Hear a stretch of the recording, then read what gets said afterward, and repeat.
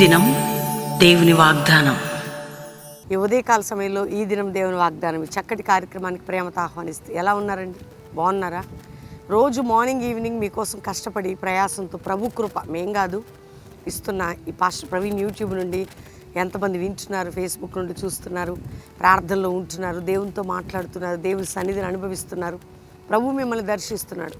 కొన్ని సమయాలలో మీ జీవితాల్ని నలిపేసే పరిస్థితులు, వ్యతిరేకించే పోరాటాలు, అది ఏది కూడా మిమ్మల్ని అధిగమించవు. రెండోదిగా, నేను తప్పు చేసి పాపం చేసి నా బ్రతుకు వేస్ట్ అనేవారు కొందరు.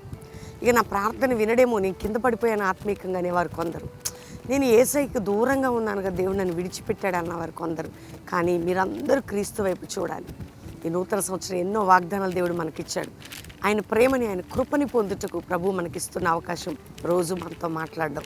కాబట్టి ధైర్యం తెచ్చుకోండి. దేవుడు నిన్ను ప్రేమిస్తున్నాడు, దేవుడు నిన్ను క్షమించాడు, నీ పాపములకు రక్తం కార్చి ప్రాణం పెట్టి పరలోకం వెళ్ళి మరలా రాబోతున్నాడు మనందరినీ కలుసుకొని తీసుకువెళ్ళడానికి.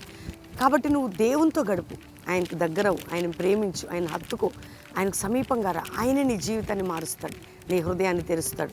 ఈరోజు ఏ పరిస్థితిలో మీరున్న దేవుని వాగ్దానం వింటున్నప్పుడు ధైర్యం తెచ్చుకోండి.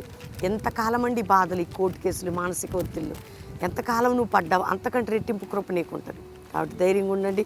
ఒకే ఒక మాట నేను చదువుతాను. మీకా గ్రంథంలో 7వ అధ్యాయంలో ఒక చక్కటి మాట, మరి 19వ వచనం. ఆయన మరలా మన యందు జాలిపడెను, మన దోషముల అణిచివేయను, వారి పాపములన్నిటిని సముద్రపు అగాధములలో నీవు పడివేతువు. దేవుడు మరలా నేను దర్శించబోతున్నాడు, నేను జ్ఞాపకం చేసుకోబోతున్నాడు, నీ మీద జాలి పడబోతున్నాడు. మరలా నీ బ్రతుకు రెస్టరేషన్ జరగబోతుంది, నీ కుటుంబం కట్టబడబోతుంది, నీ ఇల్లు పూర్వమంది వలె ఉండబోతుంది.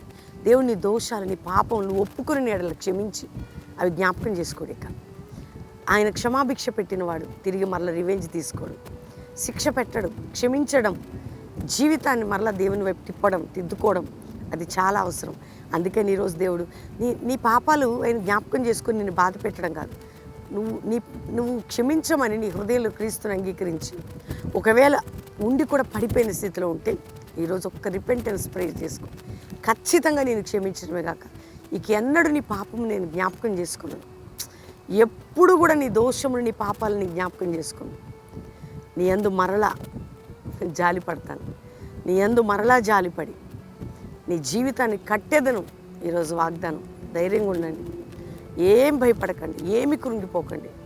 నీ మీద కృప చూపి కనికరించి అద్భుతాన్ని చేసి నీ కుటుంబ జీవితాన్ని, ఆత్మీయ జీవితాన్ని, యవ్వన భవిష్యత్తుని ఉన్నతంగా లేపే గొప్ప దేవుణ్ణి కలిగి ఉన్నావు. ఈరోజు వాగ్దానాన్ని బట్టి దేవుని స్తుతించు. మరి అద్భుతంగా 7, 8, 9 బెల్లంపల్లి సభలకి రండి. మంచి వర్తమానం వర్షిప్లో ఉందాం. ప్రభు కృప మనందరికీ తోడై ఉండేది కాక. ప్రార్థన చేసుకుంటాం. తండ్రి, ఎంతమంది బిడ్డలు ఉదయ కాలం వాగ్దానం విన్నారో, ఈ ప్రార్థనలో ఏకీభవిస్తున్నారో, రక్షణ కుటుంబాలకి రక్షణ, మారు మనసు, పాపక్షమాపణ, నిత్య జీవం, పరలోకం. ప్రభా, ఎవరు పడిపోయారో, తప్పిపోయారో తిరిగి మరలా లేపు నాయన. మా ఆత్మీయ స్థితిగతులను క్షమించి మార్చేయ. కృంగిన వారిని లేవనెత్తు, విరిగిన వారిని కట్టు, పడిపోయిన వారిని లేవనెత్తు, బలహీనలైన వారిని లేవనెత్తు, బలహీన పరిస్థితులు ఉన్న వారిని కట్టు. అంతేకాక రోగ వ్యాధి బాధ యేసు పొందిన గాయముల చేత వారికి స్వస్థత.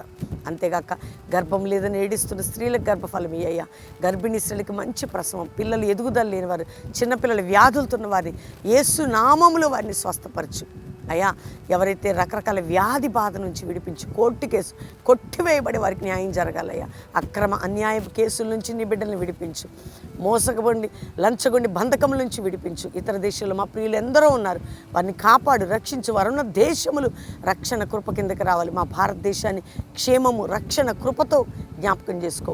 మా యొక్క నాయకులని, అధికారులను రక్షించు అయ్యా. మా దైవజనురాలు వారి పిల్లలను కాపాడని ఒక జాషువా జనరేషన్, ఒక అపోస్తుల జనరేషన్ లేవాలయ్యా. అట్టి కృప దయచేయండి.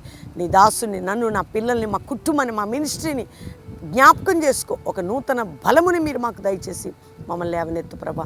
ఈరోజు ఎవరిది మ్యారేజ్ డేను, వారి దాంపత్య జీవితం 128వ కీర్తన వాగ్దానాలు నెరవేర్చబడాలి. ఎవరిది బర్త్డేను, సంవత్సరంలో జరుగుతుండగా నీ కృప వారిపై నూతన పరచబడి దీవించబడాలి. ఎవరు ఏ సమస్యలు ఉన్న జవాబిచ్చి స్కూల్కి వెళ్తున్న బిడ్డలతో కాపుదల, వారికి మంచి ఆరోగ్యాలు, జ్ఞానము, జ్ఞాపక శక్తి, ఎగ్జామ్స్ రాసే పిల్లలు ప్రిపేర్ అయ్యేవారు, మరి ఈ రాబోతున్న 10th కానీ ఇంటర్ కానీ అన్నింటిలో మీ హస్తం ఉంచి, జాబ్ లేని ప్రతి బిడ్డకి జాబ్ దయచేయండి. వివాహం కాని బిడ్డలకి వివాహాలు దయచేయండి. ఎవరి ఏ సమస్యతో ఇందులో ఏకీభవిస్తున్నా వారి జీవితంలో అద్భుతం చేసి తోడై ఉండమని యేసు నామములో అడుగుచున్నాం తండ్రి. Amen, amen, amen. దేవుని బిడ్డలారా, ఈ వాగ్దానం అందరూ లైక్ చేయండి, షేర్ చేయండి, మంచి కామెంట్స్ పెట్టండి, దేవుణ్ణి మహింపరచండి. మీరు లైక్ చేసి షేర్ చేస్తేనే కదా అనేకులకి వెళ్ళేది, వాగ్దానం వినేది. రెండోది, మన YouTube pastor Praveen YouTube channel అందరికీ పరిచయం చేయండి. సబ్స్క్రైబ్ చేసుకోమని మీ ప్రియులని, మీ స్నేహితులు పరిచయం చేయండి. రెండోదిగా, మీరు పొందిన మేలులు చక్కగా వీడియో చేసి మన వాట్సాప్ నెంబర్కి పంపండి.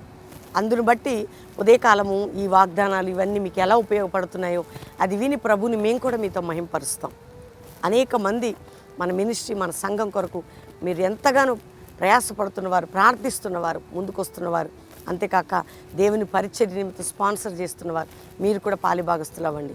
రెండవదిగా 7, 8, 9 3 దినాలు బెల్లంపల్లి ఉజ్జీవ సభలు కుటుంబాలుగా పాలు పొంది ఇక్కడ 3 రోజులు ఉండటానికి అకామిడేషన్, భోజనాలు అన్నీ కూడా మీకు సిద్ధంగా ఉంటాయి. 8వ తారీఖు నైట్ బ్యాప్టిజాలు, 9 ప్రభు సంస్కార ఆరాధన, బెల్లంపల్లి ఉజ్జీవ సభలు కుటుంబాలుగా రండి. రెండవదిగా 10, 11, 12, 13 4 దినాలు కూడా మరి గుంటూరులో మీటింగ్స్ అండి. మీ అందరికీ తెలుసు, నల్లపాడు రోడ్డు మెట్టు ఆ యొక్క మల్లారెడ్డి గారి స్థలమునందు, అంతేకాక మిర్చి ఆడ్ ప్రక్కన అద్భుతంగా జరగబోతున్నటువంటి ఈ యొక్క సభలకి మీరు కుటుంబాలుగా రండి. గుంటూరు చుట్టుపక్కల వారు ప్రార్థించండి, పాలు పొందండి. దేవుడు మిమ్మల్ని దీవించును గాక. ప్రైజ్.